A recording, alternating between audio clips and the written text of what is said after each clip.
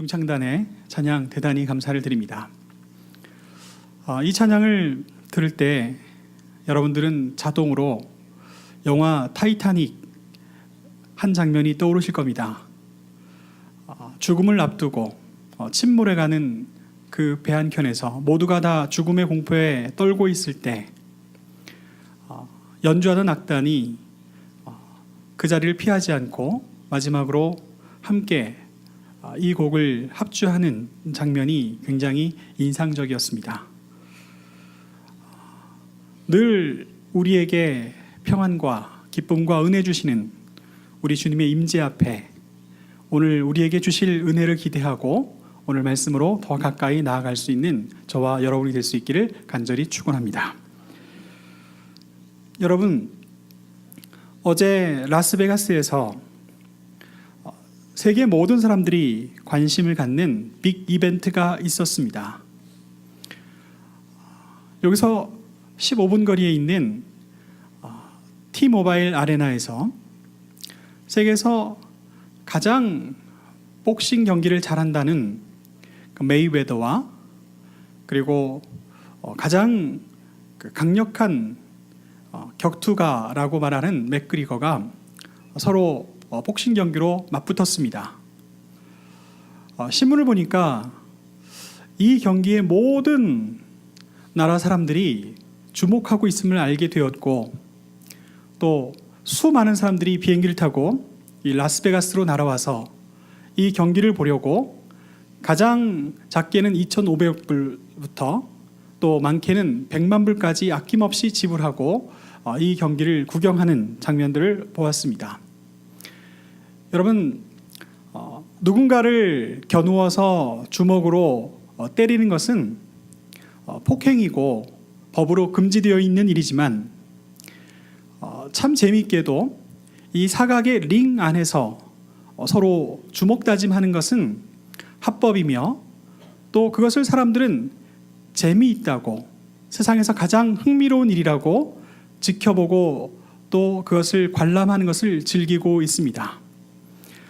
어떻게 보면 사람이 가장 복잡한 존재가 아닐까 생각합니다. 알다가도 모를 존재가 바로 사람들이 아닐까요?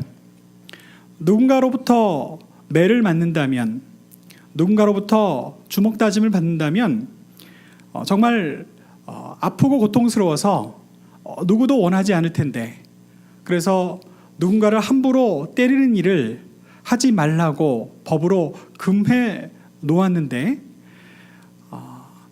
서로 격투하는 일을 즐겨이 보고 또 그것을 재밌어하고 또 그것을 관람하는데 아낌없이 돈을 쓰는 이런 현상을 우리가 보고 있습니다. 단순히 사람이 서로 싸우는 것을 즐거워할 뿐만 아니라 어떤 머리 좋은 사람들은 이것을 돈이 많이 벌리는 아주 큰 비즈니스로 그렇게 만들어 버렸습니다. 참 세상에서 가장 묘한 사람들이 우리 사람들이 아닌가 생각해 봅니다. 그래서 저는 어제 이 빅 이벤트를 지켜보면서 오늘 말씀을 준비하며 묵상하는 가운데 우리 사람의 본성에 관하여 더 깊이 생각해 보게 되었습니다. 여러분, 우리의 본성은 과연 어떠한가? 하나님을 알지 못하는 이 중국의 큰 스승이라고 일컫는 맹자와 순자라는 사람은 사람의 본성에 관해서 각기 다른 생각을 갖고 있었습니다. 맹자는 사람은 본래 선하게 태어났다. 사람 안에는 선이라는 본성이 있어서 그 성을 회복하는, 그러면 아름다운 그리고 아주 좋은 나라를 건설할 수가 있다라는 이야기를 가르침을 했었고, 반면에 이 순자라는 사람은 그렇지 않다.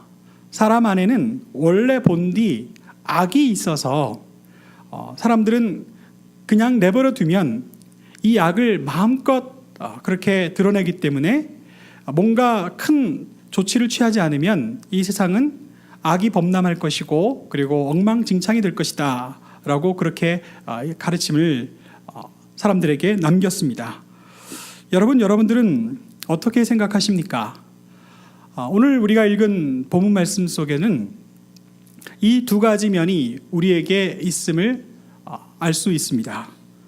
우리가 읽은 하나님이 지으신 창조 세계에 관하여 말씀을 읽었을 때 창세기 1장에서는 이렇게 말씀하십니다. 하나님께서 사람을 지으실 때 하나님의 형상으로 지었다. 그러니 모든 사람들 안에는 하나님의 아름다운 형상이 담겨 있고 모든 사람들은 하나님의 아름다운 형상으로 지음받았기에 하나님의 말씀을 들을 수 있고 또 하나님의 아름다움을 따를 수가 있고 또 예수 믿는 사람들은 예수 그리스도의 향기를 바라며 살 수 있다는 것을 우리는 말씀의 선포를 통해서 듣게 되었습니다. 그런데 그 말씀과 멀지 않은 곳에 또 다른 우리의 면면이 드러나지요. 하나님께서 우리를 아름다운 하나님의 형상으로 지었음에도 불구하고 사람들은 하나님의 그 형상을 일그러뜨리는 장면이 나옵니다. 그래서 우리 안에는 하나님께서 우리에게 허락하신 아름다운 하나님의 형상이 담겨 있을 뿐만 아니라 부지런히 끊임없이 그 하나님께서 우리에게 허락하신 그 아름다움을 일그러뜨리며 살아가는 우리의 일그러진 모습도 함께 담겨 있는 것을 우리는 말씀을 통해서 듣게 됩니다. 그러니 성경을 통해서 우리 자신을 비춰보면 우리는 누구일까? 하나님께서 우리에게 정말 복되고 아름다운 생명을 주셔서 하나님의 형상대로 지음받은 존재일 뿐만 아니라 이 세상을 살아가면서 끊임없이 그 하나님의 아름다운 형상을 일그러뜨리며 사는 그런 존재임을 말씀을 통해서 우리 모두 다 보게 됩니다. 오늘 우리가 읽은 본문 말씀에 어떤 일이 벌어졌을까요? 사람들이 최초의 죄를 짓는 장면을 우리는 보게 되었습니다. 하나님께서 우리를 지으실 때 하나님께서 지으신 최초의 사람들은 하나님 말씀 순종하고 또 하나님의 뜻을 따르며 하나님이 지으신 아름다운 낙원에서 행복하게 살 수 있었습니다.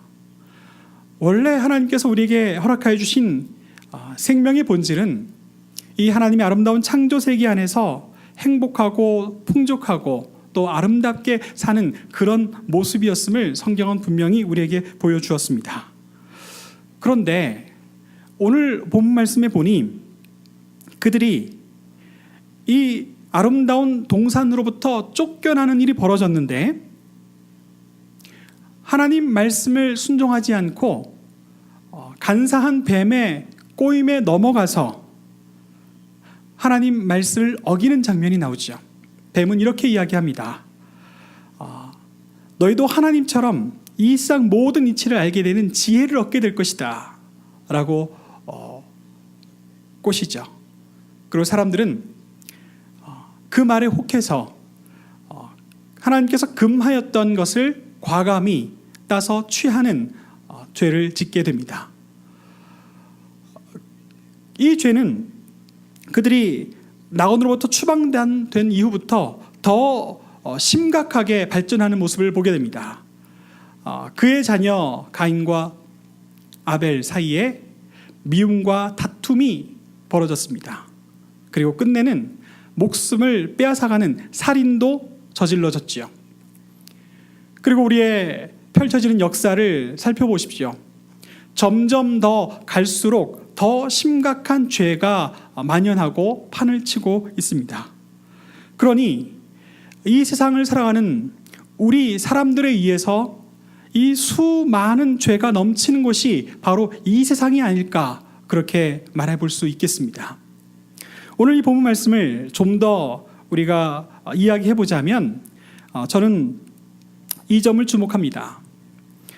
우리 사람들은 하나님께서 정말 착하고 선하게 지은 면이 있어서 그렇게 순진하게 착하게 그리고 아름답게 순종하며 살 수도 있는 존재임에도 우리는 너무 어리석어서 간혹 때때로 잘 속기도 한다는 겁니다.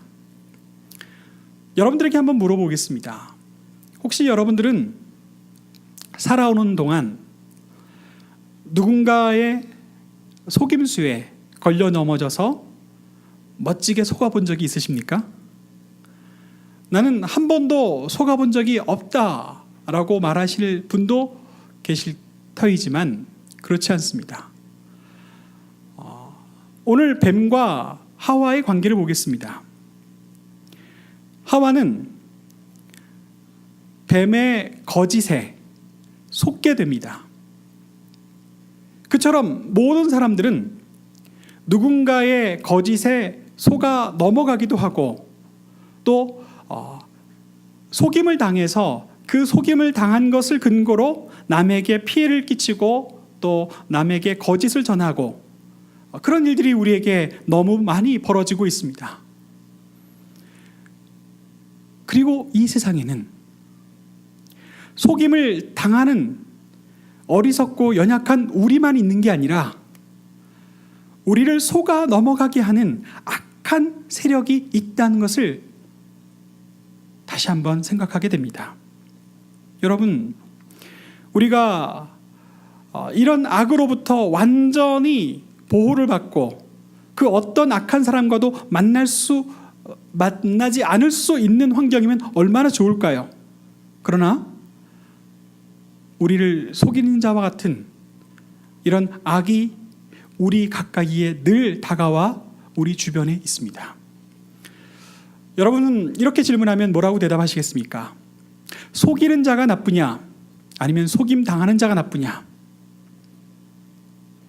속이는 자가 나쁘다라고 대답하시겠지요.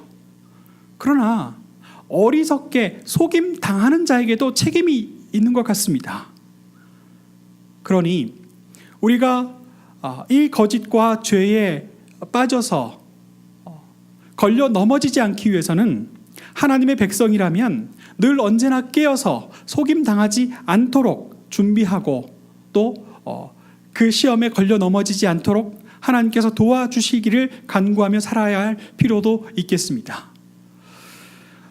저는 지난 2달간의 시간을 보내면서 여러 가지 일들을 다시 꼼꼼히 돌아보는 시간을 가졌습니다. 우리 교회가 작고 연약한 교회인데 우리 교회에 새 교우들이 오시면 얼마나 반갑고 좋습니까? 우리가 오랫동안 기도했던 것처럼 지난 1년 동안 한 가정, 두 가정, 세 가정씩 우리와 함께 예배하고 또 신앙생활할 수 있는 귀한 분들을 보내주셨습니다. 그래서 우리는 기뻐하면서 하나님 앞에 찬미를 드릴 수 있었는데, 그런데 우리 가운데 만약에 우리를 속이려는 자가 나타난다면 어떻게 해야 될까? 이 점에 대해서 준비하고 기도하지 못했던 것 같습니다. 여러분, 우리 가운데 아주 작정하고 그리고 자기의 경제적인 이득을 위해서 직업적으로 속이는 자가 와서 이러저러한 말로 회방했을 때 우리 작은 공동체가 얼마나 아파하고 또 힘들어 할 수밖에 없었는지 지난 2달간의 시간을 통해서 절실하게 이 현실을 목격하고 또 고민하고 아파하고 기도할 수밖에 없었습니다. 사랑하는 여러분, 이 세상에 죄가 넘칠 뿐만 아니라 그리고 그 악한 세력이 우리 가운데 와서 우리가 이러저러한 시험에 걸려 넘어지지 않나 시험하고 또 때로는 우리를 무너뜨리기 위해서 이 우리 가운데 깊숙이 침범할 수 있음을 항상 깨어서 경각하고 또 기도할 필요가 있겠습니다. 신앙생활을 하는 가운데 이런 이야기도 합니다. 이러저러한 죄인들이 교회로 오는 것을 막아야 할 이유가 있습니까? 그렇습니다. 이 교회는 죄인들이 모여서 함께 예배하는 공간입니다. 그럼에도 불구하고 우리에게 은혜가 되는 것은 우리는 죄인이었으나, 나는 죄인이었으나 우리 주 예수 그리스도 안에서 나를 새롭게 하시는 하나님의 은혜를 만나서 이 예배하는 이 자리에서 하나님께서 나를 변화시켜 주셔서 회개하고 구원받은 죄인의 모임이 되어야 할 텐데, 처음부터 거짓말로, 처음부터 어떤 목적으로, 또 처음부터 남을 해치려고 다가오는 그 죄인들은 우리가 어떻게 용납하고 받아들일 수 있겠습니까? 그가 만일 회개하고 그가 만일 변화될 수 있다면 우리는 언제나 품어안고 환영하고 또 사랑할 준비가 되어 있는데 말입니다. 사랑하는 여러분, 그러나 그렇다고 우리가 언제나 의롭다고 자신할 필요는 없습니다. 우리도 언제든지 더 심각한 죄를 저지를 수 있는 그런 사람들이기 때문입니다. 그래서 우리는 언제나 이 고백을 할 필요가 있죠. 나는 죄인입니다 라는 고백입니다. 여러분들 모두가 다 잘 아시는 것처럼 성경에 가장 모범적인, 그리고 가장 정말 훌륭하고 귀한 신앙인은 다윗이라고 말할 수 있겠습니다. 그러나 그 다윗도, 하나님을 지극히 사랑했던 다윗도, 또 아름다운 노래로 하나님을 찬양했던 다윗도 심각한 죄에 빠져서 하나님께로부터 버림받을 위기에 처해 있었던 적도 있었다고 성경은 이야기합니다. 다윗이 밧세바에게 미혹되어서 밧세바와 이 부적절한 관계를 갖습니다. 아이가 생겼습니다. 이제 이 일을 해결하기 위해서 그의 남편이 이 일을 모르게 하기 위해서 전장에 있는 남편 우리아를 예루살렘 성으로 불렀습니다. 그런데 이게 웬일입니까? 전쟁 중이니 자기는 집에서 편안하게 잘 수 없다고 우리아가 집에 들어가지 않습니다. 그러니 그 뱃속에 있는 이 아이가 누구의 아이일지 나중에 알게 된다면 더 큰 일이 벌어질 것 같은 그런 위기에서 다윗은 더 악한 일을 생각합니다. 전장터에 나가 있는 우리아, 그가 전쟁 중에 가장 앞장서서 진격할 때 그의 동료 전우들에게 그가 앞으로 나가거든 모두 다 후퇴해서 그만 그 적진 가운데 남겨두라고 이야기합니다. 결국 그 일이 벌어졌습니다. 그래서 그 자신의 충신 우리아는 죽임을 당하게 됩니다. 이렇게 악과 악이 더 심각해질 수 있는 죄에 빠질 수 있다는 것을 다윗의 이야기를 통해서 우리에게 분명히 경고해 주고 있습니다. 사랑하는 여러분, 언제나 오늘 이 본 말씀을 통해서 우리가 함께 늘 두려워하며 떨어야 할 것은 나는 언제나 죄인입니다 하는 고백입니다. 내가 죄인임을 인식하고 내가 죄인임을 고백할 때마다 우리는 하나님 앞에 더 가까이 나아갈 수 있고 하나님의 음성을 더 깊이 들을 수 있습니다. 왜냐하면 내가 죄인임을 고백할 때 그 죄로 인한 부끄러움과 그리고 그 죄로 인한 그 모든 결과로 인한 두려움 때문에 하나님의 이름을 부르지 않을 수 없습니다. 사랑하는 여러분, 저는 어릴 때 하나님 앞에 회심을 했습니다. 제가 하나님 앞에 회심하고 하나님께 울부짖으며 기도할 때 그 전에 제 마음속에는 이러저러한 죄에 관한 두려움과 부끄러움이 가득 찼었지요. 제가 저질렀던 수많은 죄와 수많은 부끄러운 일들을 생각할 때마다 어쩔 줄 몰랐습니다. 그리고 점점 더 갈수록 더 많은 죄와 더 큰 일을 저질 것만 같은 두려움 앞에 내가 어떻게 해야 합니까? 주님, 저는 죄인입니다 라고 고백할 때 주님께서는 저를 만나 주셨고 저에게 말씀해 주셨습니다. 사랑하는 여러분, 우리는 언제나 하나님 앞에 죄인임을 고백해야 합니다. 나는 오늘도 이 죄의 본성을 떨쳐내지 못하고 다른 사람들을 피해주고 다른 사람들을 미워하고 내 안에 있는 탐욕으로 욕심을 저지르고 부리고 그리고 이러저러한 실수와 잘못들을 저지르며 살아갈 수밖에 없는 죄인임을 늘 언제나 고백할 때마다